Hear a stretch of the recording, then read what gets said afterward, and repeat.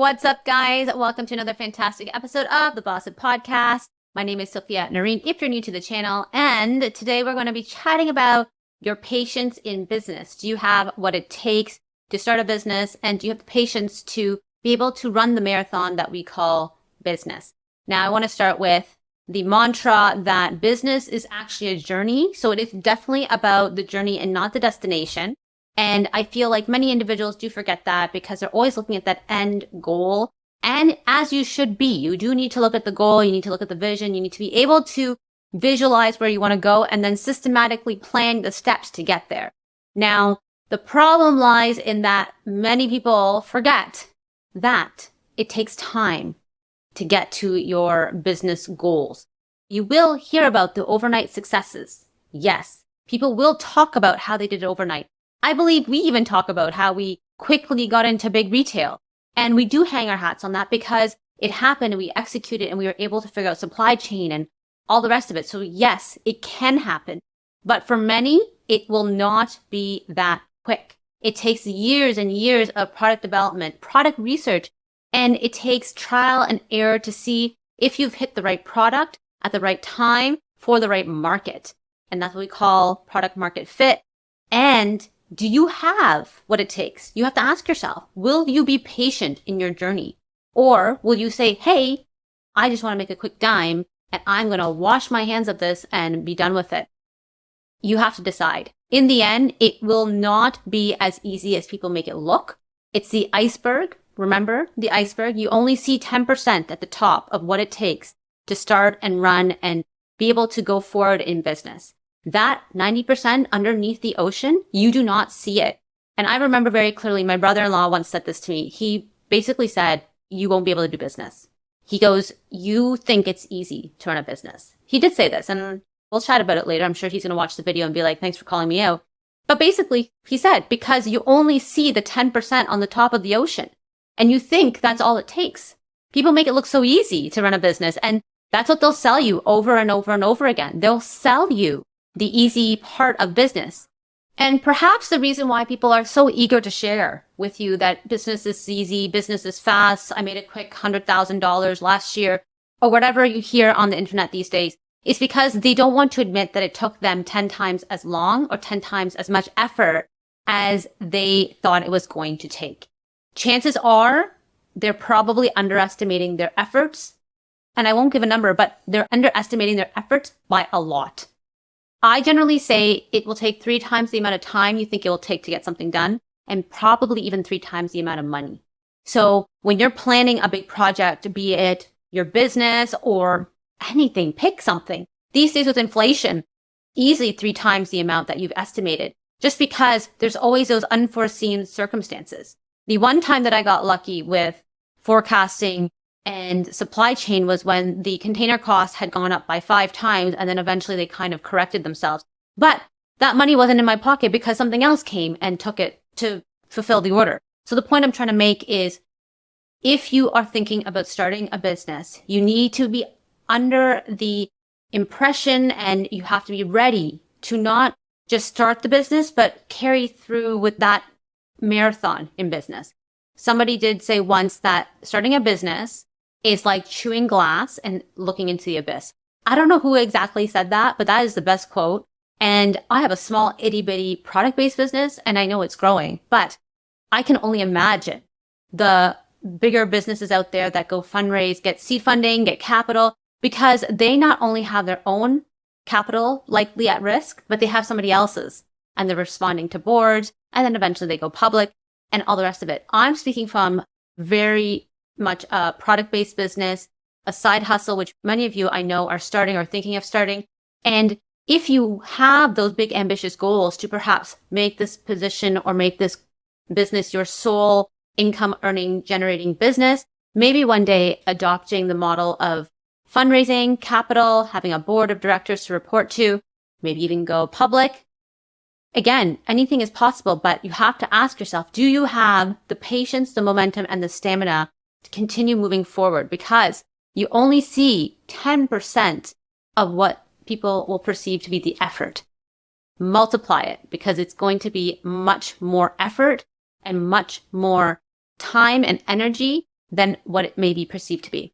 I'm going to give you a few tips today on how to increase your patience, give yourself momentum, and the things that I've been doing for the past few years. I've been in this business for coming up to 4 years now, and doing it part-time, of course, because I do have my full-time position at the moment. We may be switching up that soon, but keep watching and we'll see what happens. So let me get into a few tips to help you guys with preparing yourself, not only from a mindset perspective, but also from the perspective of time management and delegation and such. The first mindset trick I feel works really well is basically telling yourself it's going to take longer than it's going to be expected. Multiply it by 2, multiply it by 3. It doesn't really matter. Drop the jargon of get rich quick. Drop it completely from your repertoire. Try to prevent yourself from watching those videos or listening to those talks where you are guaranteed income and you are guaranteed to make money within like a month, 2 months, 3 months. And the reason why is because you will be setting yourself up for that expectation. And if you do not meet those goals, then you have to ask yourself, is it that somebody was not being completely truthful with you? Or is it that you were given the false expectation that it was meant to be with the steps they provided? Or was it never plausible to begin with? And so by adapting the mantra that it's going to take longer and your goal is meant for you to have, you are going to make the proper steps to get there. That will help you. That mindset will help you. I feel like if I thought to myself, I need to make an X number of dollars within a year of starting my business, and if I had not accomplished that goal, I would have quit. And I don't want that for you if this is something you really want to do. If the business is meant for you to do and you feel very much a draw to it, or you feel like you enjoy working on it and you have the motivation and the energy to work on it, and whenever you start working on it, it actually gives you energy rather than taking it away, those are the things that you should be monitoring at this point. In the beginning, you need to understand if you have the energy, the willingness, the draw to do the business. Because if you're dragging yourself at the beginning and what's pulling you is money or that one particular outcome, say it is, I don't know, prestige or status, it's not going to get you as far as you think. So that is the first trick in order to be able to continuously move towards your big goals in a very patient manner. And I think that is the biggest trick that you can use, is by shifting your mindset to understand that it's going to take longer, and also understanding that if you enjoy the work, if you get into the flow of work and don't feel like it's work, and you're making those small micro steps towards your big goal on a regular basis, that consistency is going to draw you to your big goal in the end, eventually, but you're just going to have to be patient. Another great trick that many people don't use and you should use is asking for help. I did chat about this in past episodes, where you can delegate out tasks to others who can help you along this journey. It is impossible for you to do it all yourself. It is impossible for you to be accountable to something all the time. And you have to really develop that mindset of doing it a few times and then trusting others to take it over for you. Obviously, there is going to be limitations when it comes to capital and cash flow, but you can ask for help from your family and friends as well if they're willing and able to help you. For example, in the home, if you share a home with somebody, it's okay to ask them to help you do things around the home while you divert your attention to your business for a few hours a day. In the beginning, yes, it's going to be hard for everyone in the house, but eventually they'll understand that you're not just doing the business for yourself, but you're also doing it for the family. So I believe that if you start early off in your delegation, setting expectations with others in your business and also your household, that will allow you to have the stamina and momentum to continuously move forward. Now, this really stems into a conversation around burnout, because it's also for our 9-to-5ers or people who are in a traditional job or career that they don't ask for help and then they burn out because everyone has a limit and then they quit. So in business, this is vital because you're in a marathon, you're on a journey. It's going to take years. It could take decades to get where you want to go. And if you don't have the help at the very beginning, you're going to burn out and then you're going to call it quits. So start learning to delegate. We will link a video here somewhere about delegation. I think there's a really good one on the D's. I have tricks about the D's, so we'll link that one above us or below us. And you should check that video because it will really help you with not only your productivity, but learning how to properly delegate out items and tasks, not just in your family life or home life or work life, but also in your business. And the final thought I will leave with you today is to get individuals involved. Tell them your big goals. Tell them what you want to accomplish with the business. You do not need to hide it. I know a lot of us are scared. We think people are going to go and take our business and do it themselves. I know we're always afraid of revealing our deepest and darkest ambitions. But if you tell somebody you trust, or you tell your team what the vision and mission is, you are more likely to accomplish that goal because you've not only become more accountable to the goal now, because it's not just inside of your mind, but outside in the universe. I really do feel that that goal, vision, and mission does take on a life of its own when others know about it. I will be very honest, before we got into Walmart for our product-based business, I actually openly said it multiple times. I did make the products for the Walmart buyer because I realized that there was a lack of small season or ethnic products for party on the shelf for our minority seasons like Diwali, Eid, and Ramadan, for example. And our people, our community, our customers were looking for the products. And I knew that this was a need. And so I was one of those customers, obviously. And so I went ahead and designed the product with that customer in mind. I also said before I even met anybody from Walmart that this product is going to be in Walmart. I said it.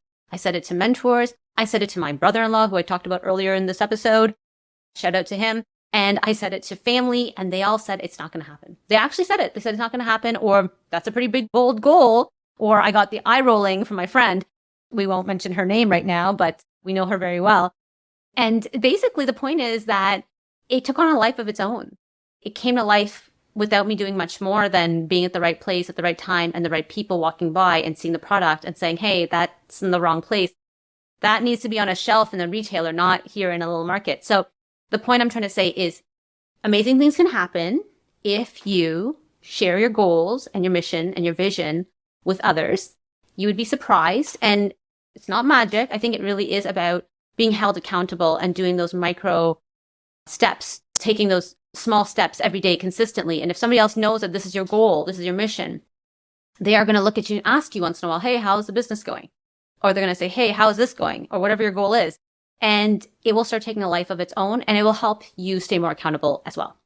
Okay, guys, I know this was I feel like this was a long episode today. I feel like I was a bit of a vlogger slash blogger slash podcaster slash YouTuber all at the same time.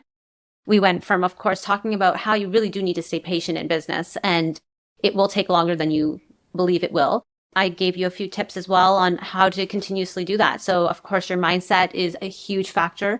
Understanding that it's not going to be get rich quick, and understanding that you do need to ask for help. So you need to delegate, and we'll leave a link for the amazing video below this video or within the channel somewhere.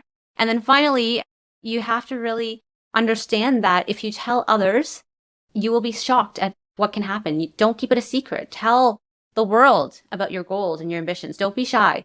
And the more you tell and talk about it, the more likely you're going to jump into action and do something about it. So remember, make a plan and take action. And yes, you can have it all. And we'll catch you guys here again next week. Take care. Bye.